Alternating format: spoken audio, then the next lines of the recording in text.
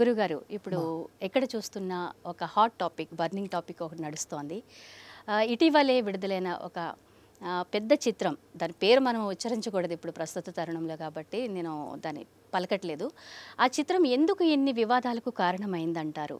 చిత్రంలో యొక్క పేరులో ఏదన్నా బలం కరెక్ట్గా లేదా, లేకపోతే చేసిన హీరోకి కరెక్ట్గా లేదా, ఎందువల్ల ఇన్ని వివాదాలకు కేంద్ర బిందువుగా చిత్రం మారిపోయింది? చాలా మంచి ప్రశ్న అడిగారు మీరు. ఎందుకంటే చాలామంది ఈ నెంబరు దీంట్లో బాలేదు, దీంట్లో ఉన్న సంఖ్యాబలం బాలేదు అంటే దాని యొక్క పారామీటర్స్ సక్సెస్ డబ్బుల్లో చూస్తారు. అంటే పెద్ద హిట్ అయింది కదా, బాగా డబ్బులు వచ్చినాయి కదా, బాగా పేరు ప్రఖ్యాతులు వచ్చినాయి కదా, లేకపోతే ఇన్ని అవార్డులు వచ్చినాయి కదా, ఇట్లా అనుకుంటూ ఉంటారు. యాక్చువల్గా ఇటీవల పెద్ద సక్సెస్ అయిన ఒక సినిమాని తీసుకుంటే ఫస్ట్ 3 ఏళ్ల క్రితం ఒక పార్ట్ వచ్చింది, తర్వాత సెకండ్ పార్ట్ కూడా రిలీజ్ అయింది. సో మొదటి పార్ట్లో ఉన్న టైటిల్లో ఉన్న నెంబర్ 31వ నెంబర్ అంటారు. 31వ నెంబర్ని డెత్ నెంబర్ అంటారు, డైవర్స్ నెంబర్ అంటారు, డెవిల్ నెంబర్ అని కూడా అంటారు. సో ఈ నెంబరు అంటే 31 అంటే టోటల్ 4 రాహు గ్రహానికి సంకేతం.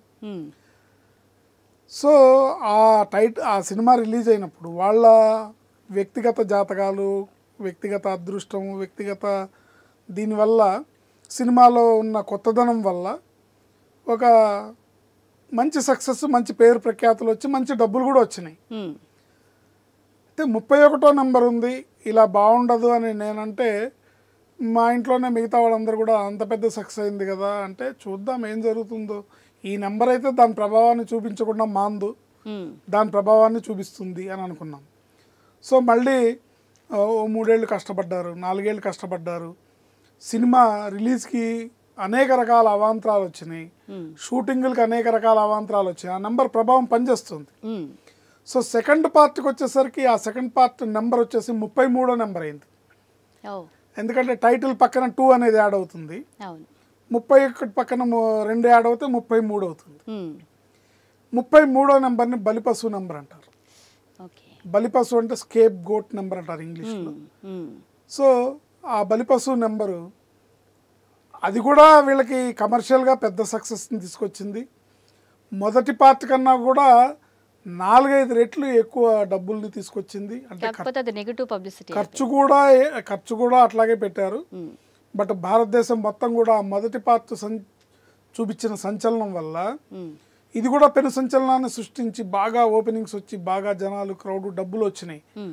బట్ ద మూమెంట్ ఆ సినిమా తెల్లవారితే రిలీజ్ అవుతుంది అనగా ఇంకా పాపం అందులో సంబంధం లేని వ్యక్తులకి ఇబ్బంది రావటం అనేది, వాళ్ళు పడిన ఇబ్బందులు అనేది ఈ సంఖ్యాబలం వల్ల జరుగుతుంది. ఎందుకంటే ఇప్పుడు ఒక సినిమా అనగానే ఎవరెవరు ఇన్వాల్వ్ అయ్యి ఉంటారు? నిర్మాతలు, వాళ్ళ జాతకాలు, వాళ్ళ పేర్లు, వాళ్ళ నెంబర్లు, డైరెక్టరు ఆయన పేరు, ఆయన జాతకం, ఆయన నెంబరు, అలాగే హీరో హీరోయిన్లు, మిగతా యాక్టర్లు, వీళ్ళంతా ఇన్వాల్వ్ అయ్యి, డిస్ట్రిబ్యూటర్సు, ఎగ్జిబిటర్సు, ఇంతమంది ఇన్వాల్వ్ అయ్యి ఉంటారు. అన్నీ కలిపి ఏమైందంటే ఈ 31వ నెంబరు, 33వ నెంబరు ఒక్క కథానాయకుడి మీద దాని ప్రభావం చూపించింది. సో ఎవరికీ లేని ఎఫెక్ట్, డబ్బులు బాగా వచ్చినాయి, పేరు ప్రఖ్యాతులు వచ్చినాయి, బ్రహ్మాండమైన సక్సెస్ సాధించింది, విపరీతమైన జనాదరణను పొందింది. ప్రపంచంలోనే ఒక తెలుగు సినిమా నెంబర్ 1 రిలీజ్ అయ్యి అలాంటి సినిమాలో నటించిన అబ్బాయికి పాపం ఇబ్బందికరమైన పరిస్థితుల్ని ఈ నెంబర్ వల్ల సంప్రాప్తించాయని 100కి 100 చెప్పుకోవచ్చు. ఎందుకంటే ఎవరు వీక్గా ఉంటే వాళ్ళు దెబ్బకొడుతుంది ఆ నెంబర్, ఒకటి. 2, ఆ టైటిల్ పేరు చెప్పంగానే అతనే గుర్తుకొస్తాడు, అది అతనికే వర్తిస్తుంది తప్ప నిర్మాతలకి రాదు. అందువల్ల డైరెక్ట్గా ఈ నెంబర్స్ అతన్ని తీవ్రమైన ఇక్కట్లకి గురిచేసి వివాదాల్లోకి, విచారించదగిన అంశాల్లోకి అతని జీవితాన్ని ఇబ్బంది. ఎందుకంటే ఇంత పెద్ద సక్సెస్ అయిన ఆనందం అతనికి లేకుండా, ఇంత సక్సెస్ని తను ఎంజాయ్ చేయకుండా ఈ నెంబర్స్ అనేవి ప్రభావం చూపించినాయి. ఇందులో ఎటువంటి సందేహం లేదు. మరి 2025 వచ్చినప్పుడు సంవత్సరం మారుతుంది కాబట్టి ఏమైనా వారికి జాతకం అది మారే అవకాశం ఉందంటే? అంటే ఈ టైటిల్ నుంచి, ఈ పేరు నుంచి ఆయన బయటకు వచ్చేస్తే ఆ ప్రభావం తగ్గుతుంది. ఈ ప్రభావం ఇప్పుడు ఆయన ఏదైతే ఈ సినిమా టైటిల్తోనే ఎక్కువగా ఆయన గుర్తింపబడుతున్నాడు కాబట్టి దానివల్ల ఆయన ఎఫెక్ట్ పొందాడు. ప్లస్ ఆయన వ్యక్తిగతంగా ఆయన పర్సనల్ నేమ్లో ఉండే నెంబర్స్ ఇవన్నీ కూడా ఇందుకు కారణమైనవి. సో ఎల్లకాలం ఒకేలాగా ఉండదు. ఎవరికైనా సరే కాస్త బాలేని టైం అనుభవించినప్పుడు మళ్ళీ మంచి దశ వస్తుంది. కష్టం తర్వాత సుఖం వస్తుంది, చీకటి తర్వాత వెలుగు వచ్చి తీరుతుంది. ఏంటి వెలుగులోనే ఉండిపోతామని అనుకోకూడదు, చీకటి కూడా పడే అవకాశం ఉంటుంది. అందుకని సక్సెస్ ఫెయిల్యూర్ అనేవి పక్కనే ఉంటాయి. అన్ని దశల్ని ప్రతి మనిషి ఫేస్ చేయాల్సిన అవసరం ఉంటుంది. అయితే ఏంటంటే మానవ జీవితంలో ఈ సంఖ్యాశాస్త్రం అనేది ప్రధానమైన పాత్ర పోషిస్తుంది. ముఖ్యంగా మన పేరులో ఉండే నెంబర్ మన మీద ప్రభావం చూపిస్తుంది. ఇది నమ్మాలి.